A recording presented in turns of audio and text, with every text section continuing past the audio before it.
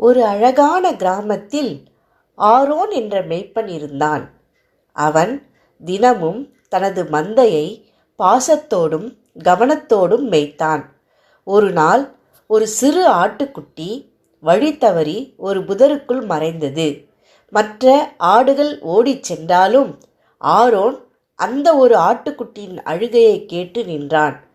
அவன் மெதுவாக நடந்து, குட்டியே பயப்படாதே, நான் இருக்கிறேன் என்று சொல்லி அதை தூக்கி தனது மார்பில் அணைத்து கொண்டான்.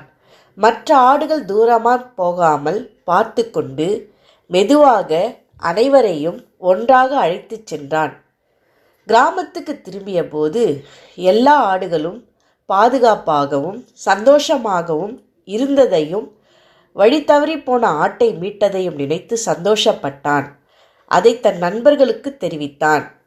நண்பர்கள் அனைவரும் ஒன்று கூடி, மெய்ப்பனைப் போல தமது மந்தையை மேய்ப்பார், ஆட்டுக்குட்டிகளை தமது புயத்தினால் சேர்த்து தமது மடியிலே சுமந்து கறவல ஆடுகளை மெதுவாய் நடத்துவார் என்று ஏசாயா 40:11 வேத வசனத்தை நினைத்து பார்த்தனர்.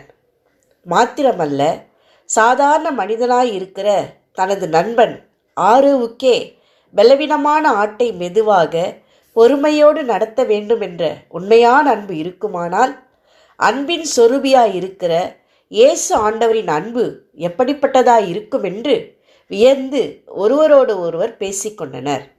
இந்த கிறிஸ்மஸ் நாளில் இயேசுவின் அன்பை எல்லாருக்கும் காட்டுவோம்.